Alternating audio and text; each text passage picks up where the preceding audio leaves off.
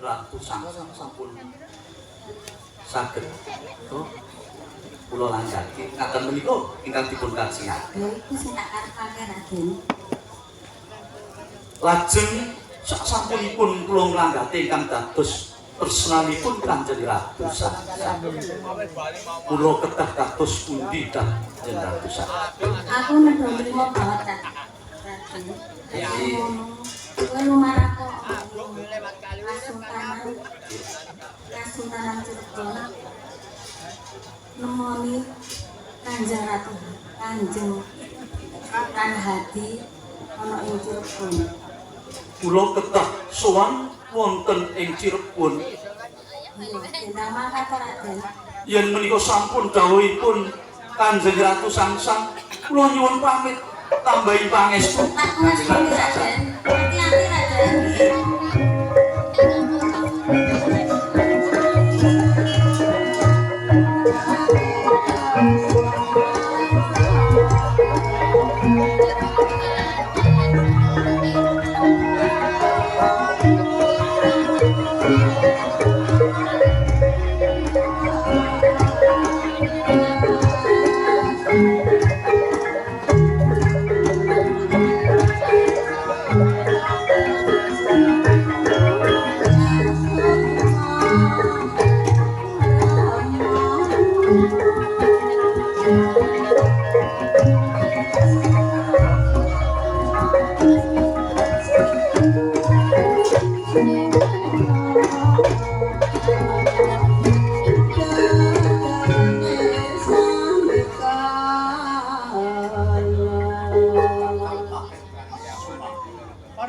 Pengendika Kanjeng usak ketara suwe anggon ingkang tiyang Pratama Kadipaten.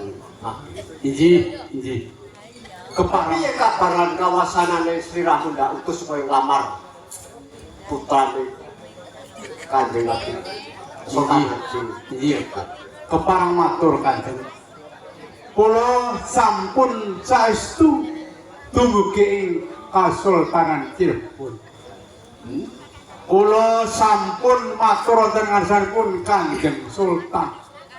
Nanging ing mriku wonten baronganipun sinuwun Kanjeng. Oh, dadi putrane Kanjeng Sultan Cirebon iku dadi ora mung panjenengan iku kan kungkonan lamar marang dhewe. Mboten Sapa wae kang nglamar Kadipaten menika inggih menika pun setunggaling nalendra saking pundi? di sana Atas angin. atas angin di sana nggih derek nepamaken dan sinten Kula Tambak Yuda. lambat Nggih. ugi nglamar putranipun Kanjeng Sultan Haji. Kanjeng leres.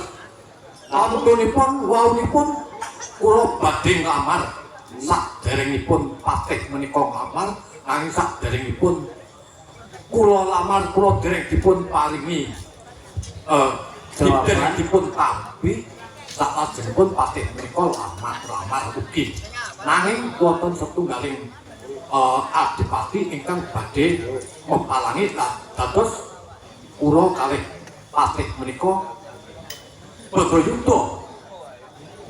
Kaya Sekanipun ngaten Kanjeng. piye? Jebulipun pertrompan temen sampun dados pancanganipun setunggalipun adipati saking Kuningan. Adipati Kuningan Jayawinata. Inggih, leres. Terus ada Kanjeng Sultan Haji didhawuhke marang Jayawinata. Leres inggih. Saengga dadosaken pasulayan kula kalian menika kawon saengga menika kula ajak kondur wonten ing Kadipaten mriki supados dados tunggal semangkene kangge tambah kegiatan ing Kadipaten Mademu. Oh iya, kaya itu. Mbok pilih ngaten Kang iki salah kula kalih patih menika gadah ilmu apramila mbok pilih mangkis dados sawiji nyawiji. Menawi panjenengan tunggal kersa monggo sesarengan. Bantu kula lurut dhateng Kadipaten Cirebon. mangke menawi wonten ingkang dados peparang sarung-sarung dipun gebak perang kadipaten. Oh iya, bener. Monggo, Pradaya. Monggo.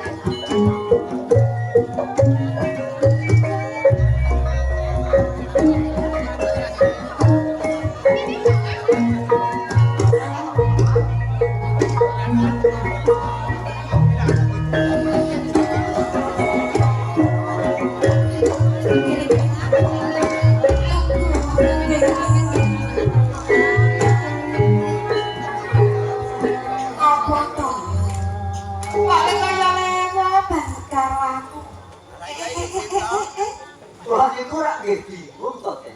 Bingung apa? Kula niku nembe ngayahi kewajiban tumbuk sampe. Kok kula kaya pitung sel deret-deret. Iki kan awe ora krasa. Tak keraki ra rumangsani ya tak deret to. Ketang aku kepengin sak pejagong karo kowe. Umpama ning papan kono rak ya ora pekoleh. Mulane kowe tak deret ning papan kene. Mboten dalem sing. Apa? Menika wancinipun dalu. Kamangka sepisan kula nembe ngayahi kewajiban kaping kalih kerak dateng pauger. Pancen tak jarak. Wayahe wengi aku ketemu marang kowe. Umpama wayahe iki ora wengi, gak ya akeh para abdi sing bakal mangerteni menawa aku sak pejagong marang kowe. Tundane abdi-abdiku iki sapa matur kersane Kanjeng Rama sing werna. Mulane tak aku geret kowe ning papan kepene. Jadi aku pengen sak pejagong marang kowe. Aku pengen ngerti. Pengen ngerti apa kowe iki yo ora krasa. Inggih, kula menika kraos, nyetriyan menika pepundhen kula, bendara kula. Kula ngertos. Ora kuwi, Pancen perkawis menapa? Panjenengan menika kok aneh tur gregetke lho panjenengan. ya ora gregetke ning aku kuwi wong wadon. Sing kepengen aku pengen blakake apa sing dadi ana ing atiku, ana ing pikiranku, ngono lho Kadaya. Wah, iki yo dadi iki aku kudu ora durang. Saiki ngene wae. Panggalihipun wonten menapa? Sebisa meneh aku gak ngerti. Kowe wis pacangan durung. Oh, perkawis menika. Kok perkara senika lho. Sing sudah iki jane kowe kok. Kula Wis pacangan durung. dene. Lah yo ngono lho. Nek urung pacangan, kowe wis bojo urung. Merupa malih kok sisian pacaran ki mawon dereng. Panjenengan kok aneh. Lah yo kok menok pacangan rono ning bojo ki ping trecek ngono lho. Panjenengan kok Sutajaya. nggih. Katimbang tak tutup-tutupi, atiku malah saya loro. Umpama aku nutupi kasunyatan sing ana ing telene ati. Saiki ngene wae. Panjenengan menika Iki lho nyimpen perkawis menapa? perkara sing tiba-tiba. Abloko setone. Nggih, badhe paring dawuh kula jagi wonten iring wetan menapa terus pundi? Yo, engko bakal kowe jogo. Tak dawuhi jogo. Ning ora ning sisih wetan kono, ora ning sisih kidul. Nanging tak penjaga atiku. Jadi penggalih Atiku. Beda kula. petangan kula menawi kula setya bekti dhateng panjenengan. Panjenengan dawuh menapa kemawon teges kula sampun njagi penggalih panjenengan. Sukajaya. Iji. Saya kira ya wis dewasa. Iya, kula sampun cerita. Lagi Leo. Iji. Saiki ngene bae. Kali bang aku mubeng minger ra karu-karuan. Aku ngerasa karo kowe. Wis ngono kuwi bae lho. Ya tresno dhateng kula. Agak tak rewangi aku ki blok ora dirasa isin kaya ngene. Punten dalem sewu. Mangke mikir-mikir apa mbok ya nek. Mangke rumiyin. Perkawis kula gak Apa? panjenengan Saya ora sawengi. bojo iji sampun ngantos bebeda. Kae lho. Senane abdiku kae iki sok Panjenengan kok sampun kegujikan. aku ki ora begitu, aku ora geguyon. Nek iki kasunyatan Sukajaya. Aku wong wadon sing ora duwe rasa isin, blakake tresna miwiti tresna marang kowe. Apa ya kowe iki ora welas marang aku? Wiwit aku ketemu kowe sepisanan ning kersane Kanjeng Rama ning Pendopo Agung.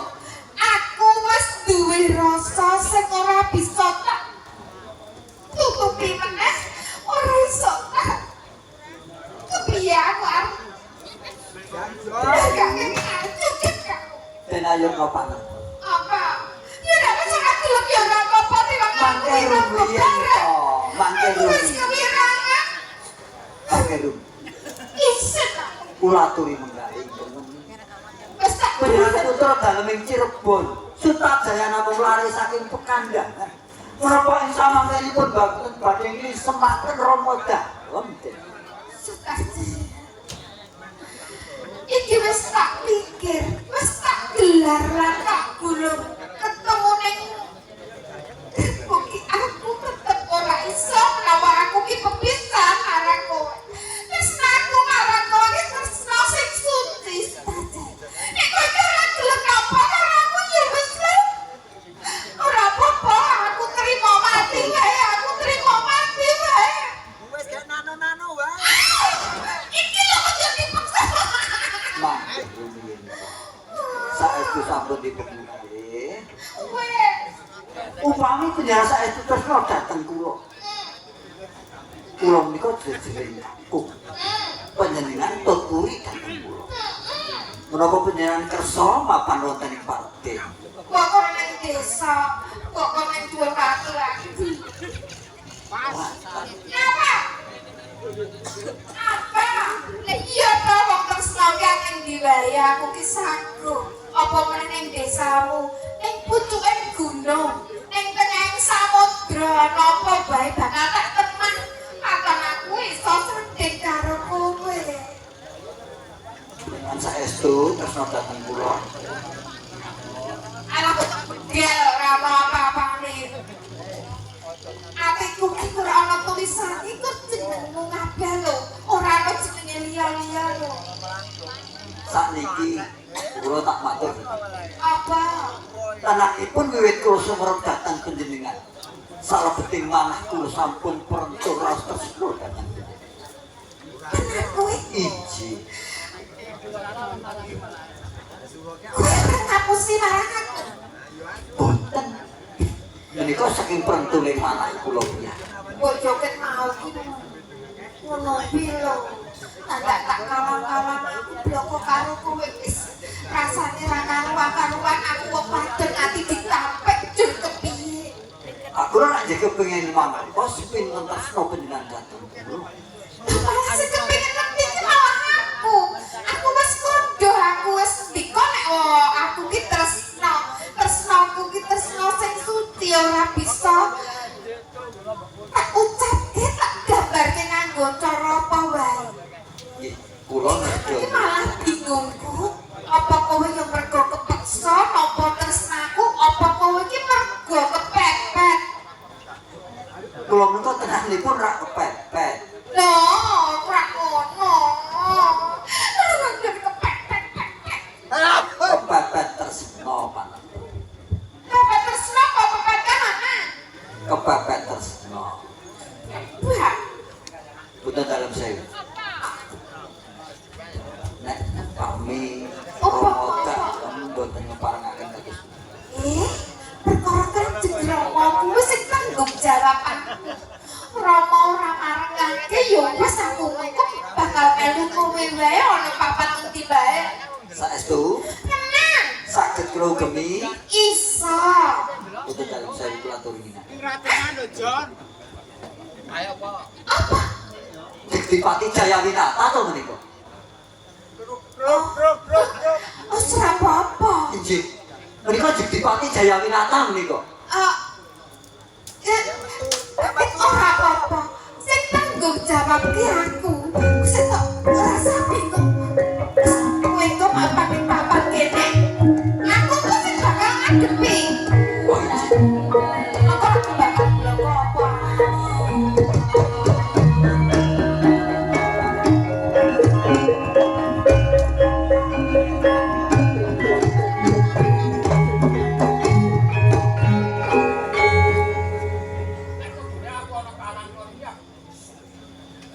Aku nguntap hatiku banget.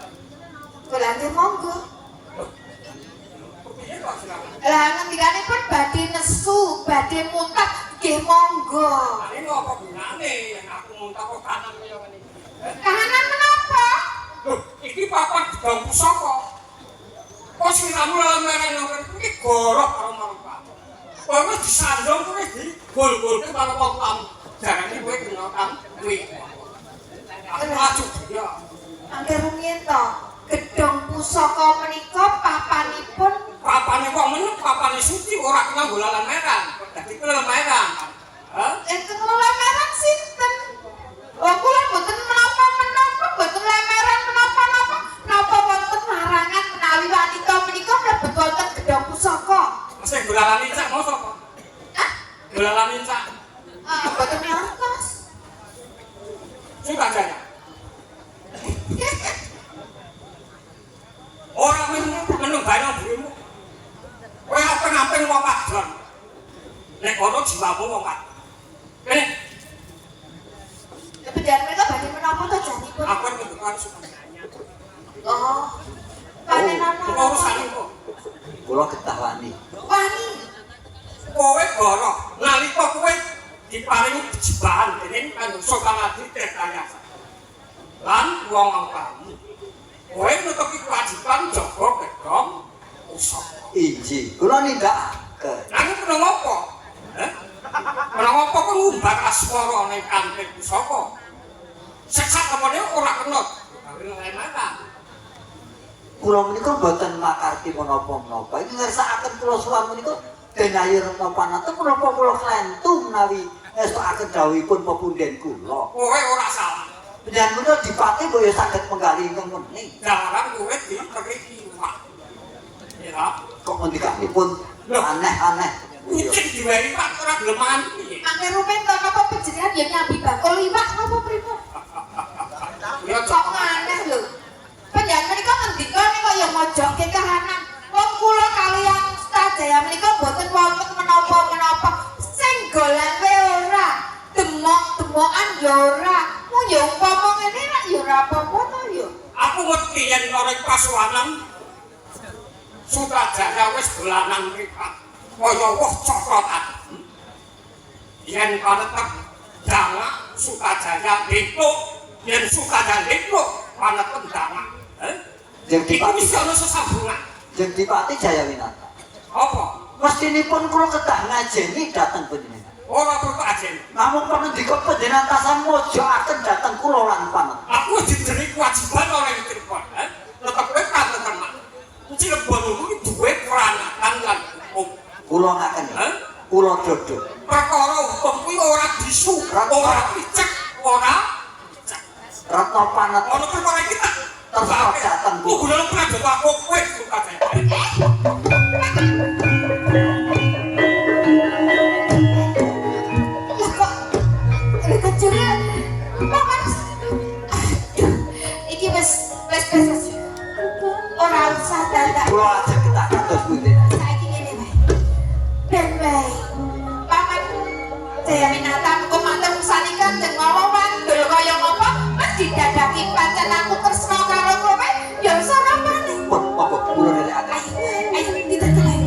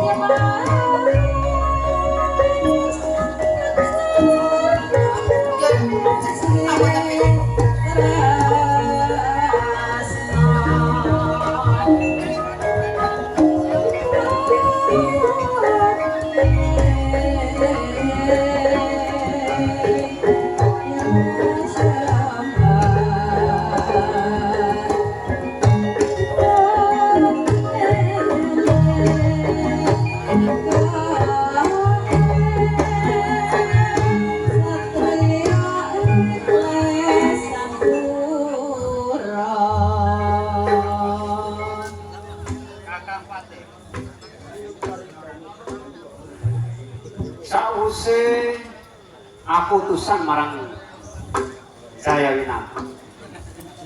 Iki ana suwane Adipati Jayawinata. Kakang Pati keparangke lungguh Kang Prayoga. Jayawinata. Rikala semana aku dawuh marang sliramu. Ana raja penglamar sing padha padudut. Aku pengen mundut laporan. Kepiye? Raja pengamat sampun. Nanging kebaken kula swanten tengsa dalam menika boten pekawis raja. Banjur Nalika semanten kula jagi wonten ing pengwiris. Iya. Wong-wong injil. heeh. Boten kanyana kula ngrampati utawi nyambangi dateng gedhong pusaka. Nalika Sukajayanipun paringi jibak wonten ing Banjur ana perkara apa nanging wonten gedaganipun boten kanyana. tembunge ana perkara sing ora kanyana iki apa Sutajaya? Kanyata Sukajaya menika nglewakaken dawuh Sutajaya nglewati dawuh. ngubah asmara wonten ing kanthil pusaka. Lawan kenya. Kuwi tenan apa ora ngendikamu? Lho. Lho menika kok nitip resa kan. Lawan kenya. Boten sanes kenya menika putra putri Darma Maheswara. Boten sanes Rena Panetep. Kakang Patih, aku mundut sowane Rena Panetep. Menika estu. Menika bukti.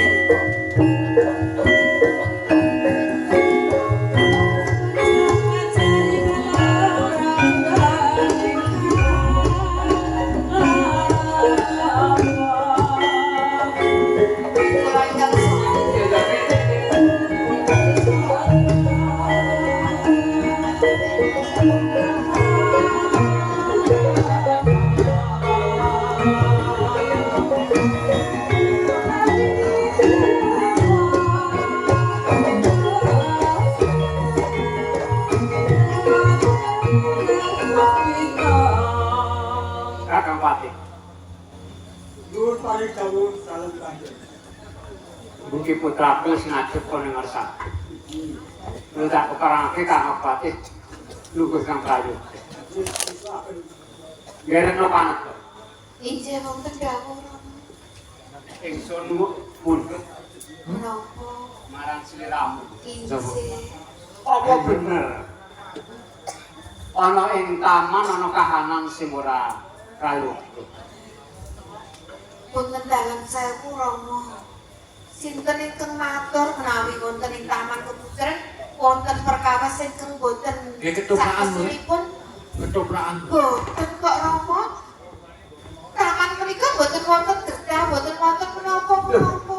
ngendikane Adipati Jayawinata. Sliramu mah andum tresno. Nela itu lah ya. Wong sesithik ya. Ya pangapunten Rama. Iya. Paman Jayawinata menika mila menawi matur dhateng panjenengan asring moyawara. Wong kula menika mboten menapa-menapa kok. Matur ngono lho. Menapa sing iki sapa? Hah? Iki masih. Asinden. Sutajaya, Kau tahu. Ngeten menika menapa? apa bener sing ngendikake putraku? Kula boten rumaos. Kula wonten sasana pusaka, Pak. Jayawinata, Lho, Sutajaya, nek pawadan kaya ngono iki piye? Nek aku saksi sing bakal tak doake nang kene iki ku ya ora soal. Para perjejiman iki padha minjen. Ingkang dateng taman menika sinten? Menawi kirang pitados kula aturi dangu para abdi menika menika abdinipun. Wong kolok kowe. Wong kolok kowe. Saya ngomong bareng. Hah, wong kolok. Kuwi jujur kowe. Nek bae niku kontrol upah wong taman niku taman makam pahlawan itu. dadi tekan makam pahlawan ke kepiye? Taman itu gaya biasa kan mantap. Bener, ya. Mboten napa-napa, kula seksinipun. Sak pangertos kula nggih mboten wonten menapa-menapa Rama. Kira-kira dos, Panjenengan iki dados kula napa putra panjenengan? Ya putraku ngendika ngono. Iki ngene Jayawinata. Kabeh aku bakal mundhut marang Sutajaya.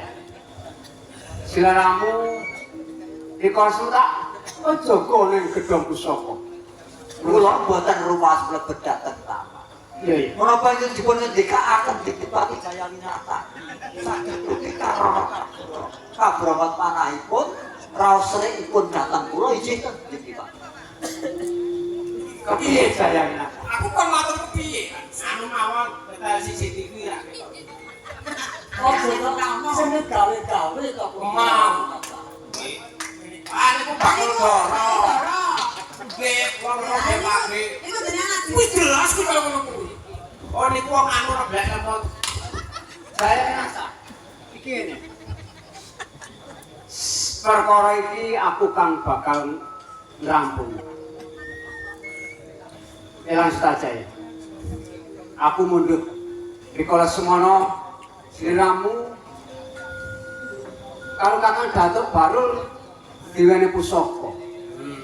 Wonten dalam sewu perkawis kula kaliyan Adipati Jayawinata dereng rampung. Panjenengan ngendika menawi kula dhateng taman. Aku kula boten rumaos. Kok masih kowe iki sing jaga gedhong pusaka kurang lupa sih kepiye? Kula boten rumaos mlebet dhateng taman. Sing lumebet iki putra putri. Nah, kok lae swara sapa? Aletek. Aku ditekani ngono. Aku lha piye? Aku lha piye? Wes melang kepiye? Panjenengan mireng piyambak ngendikanipun dadi ayurna parto. Boten wonten ingkang dhateng taman. Sing nonton sapa jeneng? Anggota aduka. pangapunten. Budak gluduk niku Tikus. Boten dalam sewu. Kenapa nonton? Inci wonten Sliramu dawuh. ku aja galing seming rama. Sak menika ngaten kemawon. Janipun Paman Jayawinata menika atur dhateng panjenengan menawi wonten taman wonten dedah wonten menapa-menapa. Estu Rama, wonten ing taman boten wonten menapa-menapa. Nanging menawi Paman Jayawinata menika nyubriyani kula bloko mawon sambung kalian Sutajaya anjir. Boten dalam sewu den ayu. Hah? Tenanipun kula boten badhe canduk lawuh perkawis raos panjenengan kaliyan Adipati Jayawinata. Namun kula keparma tak nyuwun prisa. Menawa panjenengan saged nampi raos tresnanipun Adipati Jayawinata. Upama aku ki napa rak ya wis wingi-wingi. Aku rasa dadak matur semoyo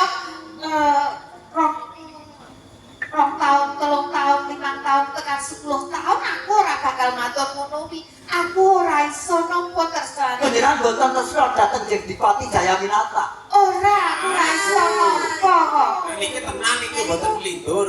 Eh, Lha napa niki? Kula Banata Tribun dirangkon napa? Kula Rama.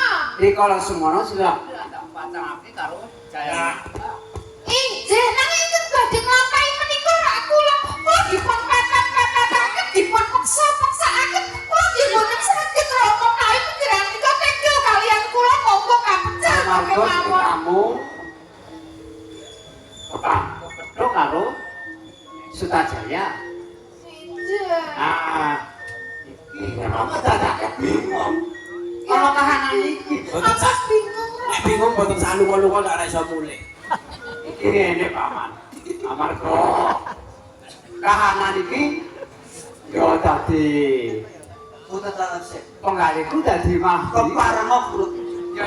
Menapa jangan dalem tetep maksa datang ke Rama Panetok. Teges penyenan dilongkrongaken dateng jurang. Iki boten tenan. Iya, wong aku ora tresno kok dipeksa bakal sengsara to yo. Nek ngaten dalan kula sami coba ketok. Belani datang kutang lepat menika. Nah itu jeneng tresno dadi Dirangkon kula. napa kula mboten terbang. Jayawinata.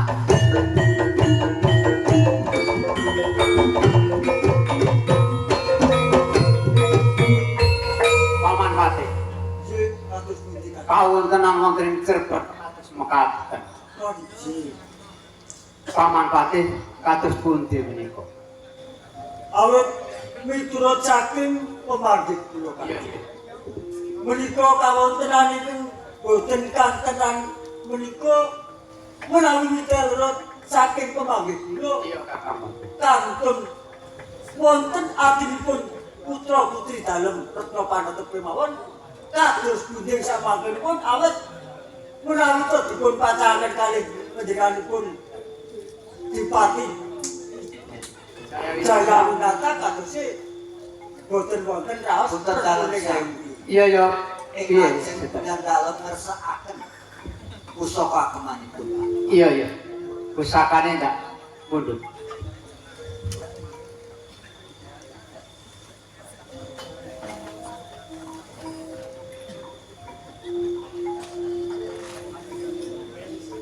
Dalam sewu Rama.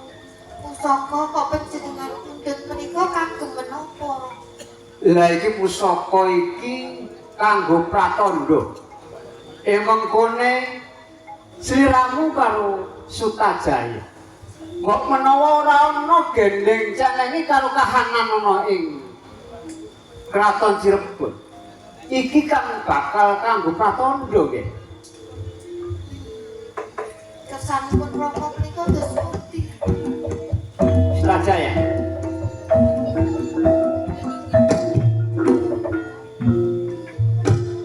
Aku percaya marang sliramu. Ananging ana ing gedhong pusaka, ana ing Cirebon, ana kahanan sing ora bener. Mula saka iku Jaya Sutajaya. Sepisan meneh aku njaluk wangsulan sliramu tumindak apa ana ing Kula paman raos tumindak kala-kala. iya iya Sutajaya. Iji. Sepisan meneh apa kowe ora nglakoni perkara anane kowe karo Retna Panata? Boten kan. Lho. Menawa sliramu pancen ora nglakoni anane Retna Panata karo sliramu. Menika putra dalem saya. Iya. Pusakanipun Bapak. Iki pusaka wis nang tanganku. Boten saged kuwat kalih jiwaku. Ora iso. Iki wis dadi duwekku. Ora bakal tak lilani yen pusaka iki bakal ndok kersake. Pusaka menika kagungane Bapak. Iya ya aku percaya. Boten saged kuwat kalih. Sepisan meneh. Ora bisa pusaka bakal tak ulungake marang sliramu. Tetep kuwat. Ora iso, Jan. Boten kepan. ora iso. Wedang menapa kula mapan wonten Cirebon.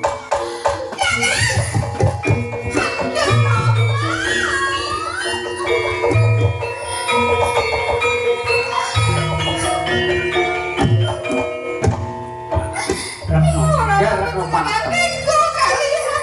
Sultan saya Doromo. Itu sipun pendak menika nego. Menolong dateng kula.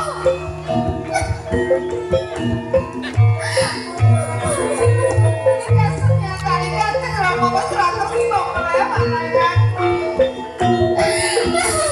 Wis Ben. Sliramu aja tawang-tawang tangis. Iki ana bukti iku sapa iki?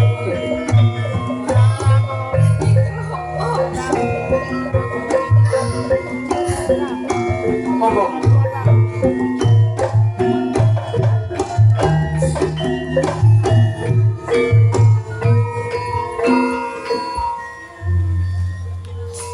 Kakang Pati. Menika kadosipun Regana Patih Singorang. Kula aturi panjenengan ingkang murbuh. Monggo. Wis tok anggen dawuh. Iya iya. Bapak Regana Patih Singorang. Nggih, kados pundi Padha kasugi ngonira ngadep ora Cirebon. nggih. Nang sampun sedalam. Wilujeng sama. Sugeng kula. Ya tipe padha-padha. Sak banjure sliramu lumebga nang Cirebon mengkuwi dadi apa? Nggih, ampun barang kula kami matur nyawak. So, nggih. Kepareng punten dalem sewu. Iya iya, Ki Pati. Jiwa Patih Singorang pundak wigatosipun wonten ilahipun badhe matur mujuk wonten ngarsa panjenengan. Oh iya iya. Paman Patih pelaturi sekecaten juga. Kakang Patih Singorang. Pun dawuh Sultan. Panjenengan sowan wonten ing Kraton Cirebon. Wilujeng panjenengan. Berkali-kali itu dalam kanjeng Sultan Wilujeng lampah. Sugeng kula tunjuk. Iya iya. Ketampi Kakang Patih. Salajengipun panjenengan sowan wonten ing Kraton Cirebon wonten perkawis menapa? Pare-pare menawa kanjeng Sultan Haji rikala semanten kula kautus yen pun kersa dalem kanjeng Sultan Mataram supados nanggingaken Dipati Maglum. Ewa semanten gumugi ing Kadipaten Maglum nuwuhaken bedah awit Dipati Maglum tetela bangela dateng. Iya. Lawan saking menika kula sowan ngarsa dalem kula intinipun nyuwun senjata pitulungan anggen kula kautus wonten sadalem Kanjeng Sultan ingkang wasipun kadhe kula boten saged brastra menawa dados kegiatanipun Kanjeng Dipati Rimah. Oh iya, Kakang Patih Singorang. Panjenengan badhe nyuwun bebantu dhateng Kraton Cirebon. Lah ing samangkenipun kula inggih namung yen ing samangkenipun atur panjenengan kula tamu. Kan apa neten? Lah iki ana suwane Patih Singorang ora dibagakake dhisik. Wis tak kedah. Wonten dalam saya Iya, kula ngaturi kasih dengan iya. Oleh pangestumu ora ana sampitolo. Kosok kali ini sliramu rak ya padha kepribuan lan apik-apik wae. keluarga wonten ing Cirebon tansah boten wonten alangan menapa-menapa. Yo, syukur Kula pinangisan. matur nggih. Yo, tampa padha muga-muga sliramu tansah selamat lan iso bangun piturut marang wong tua. Injih. Kanjeng Sultan Haji. Iya kados pundi. Menawi atur kula sampun katampi dengan dikotak. Kulon sangat ngaturaken sak ageng pangapunten awit sih paling panjenengan. Iya. Kakang Patih Singorana. Nggih kados. Panjenengan sowan wonten Kraton Cirebon menika kalian anak Mas Angger Tansel. oh iya. Kula pun tansih lamun. Padha becik sira ngadeg. Nggih, berkah pangestunipun boten mangke alam setunggal swanku boten ngasanipun Iya. Kanjeng Sultan. Ya mung pangestuku ditampa. Sirana. Sanget anggen kula muji. Siranamu nderekake Kakang Singorana. Inggih, kula kautus nderekaken dumateng Siwa Patih Ranu menika. Ya dipragake sira. Inggih. Ger putraku Retno Panetep. Injih. Iki Kakang Patih Singorana iki njaluk pambiyantu. Iki kepiye mungguh saka penemu? Boten dalem sewu. Iya. Menawi kula kepareng matur dhateng panjenengan. Iya ndak keparengake. Perkawis menika danipun gampil tumrap kula, tumrap panjenengan dalem. Loh, gampang sing kepiye iki bab peperangan lho, Nggih. Injih. Rikala semanten panjenengan menika tansah ngegul-gulaken dhateng Paman Jayawinata. Nanging kasunyatanipun Paman Jayawinata sampun kesah, sampun kondur wonten ing Kuningan. Pramila Rama, kula menika gadah jago. Siramu duwe jago. Injih, jago kula ya peng-pengan. Njur sapa kuwi, Nggih? Menawi dipun parengaken injih Sutajaya Rama. Sutajaya. Injih. Kamangka Sutajaya lunga saka Kraton Cirebon, Nggih. Lah injih mergi panjenengan menika duka dhateng Sutajaya lajeng Sutajaya injih kesah to Rama. Nanging menawi kula ingkang saged ngrimo Rama, mangke kula kemawon Jil Rama ingkang ngupati utawi kula sumusul dhateng Sutajaya Rama. Iya. Aku tak ngendika marang Kakang Singorana. Monggo. Kakang Patih Singorana. Kados pundi sih? Iki ngaten. Kula saged mbiyantu menapa ing dados kersa panjenengan. Kanthi menika Retno Panetep kagungan jago. Nggih. Saking menika babar kali menika kula sumaraken dhateng yoga kula Retno Panetep. Nggih. Menawi katen kula namung seneng ageng panuwun ingkang tanpa pamit. Sinaosa menika putra dalem, putra putri dalem ingkang tanggel jawab. Awit menawi ningali kawontenan kula kinten menika saged mungkasi karya. Iya. Saking menika Paman. Monggo. Wonten ing kedal menika Retno Panetep. Injih dos pundi. Sliramu ndak keparengaken upati. Oh, wis kok dalem Rama. Injih. Pareng Rama. Iya, ndak pengen. Yang saya. Kakang Patih. Kan panjenengan. Injih kados. Sasampunipun kula utusan dhateng Retno Panetep. Monggo. Mugi-mugi menawi dados kersa panjenengan dalem saged kasebadan. Moga sami sami pun bicarakan pisukan kami. Monggo kula jenengan. Kanjeng Sultan. Selamat jauh.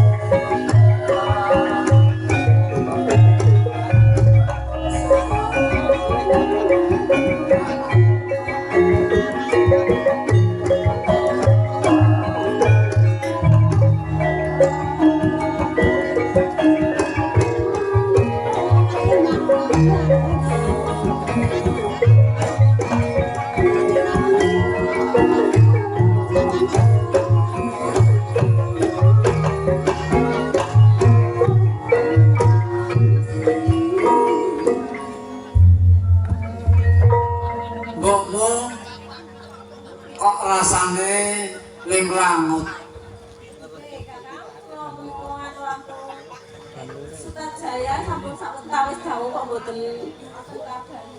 Ya kuwi sing tak pikirke makile karo aku kok seprene urung mulih nang pekandangan iki njet bocah ki nang kono kok rasaku ki rada kuwatir nih karo anake dhewe kuwi kok wis pirang minggu wis 3 minggu kok urung bali nang pekandangan iki njet awak dhewe kepiye rak ya rasane kuwi ora kepenak gek bocah kuwi nang dedalan ana pawongan sing kurang pamurang tata karo anake awake dhewe kuwi Semanten mugi Kakang kula sik dados mbokipun kula ugi pelang wonten ing manah kula Kakang.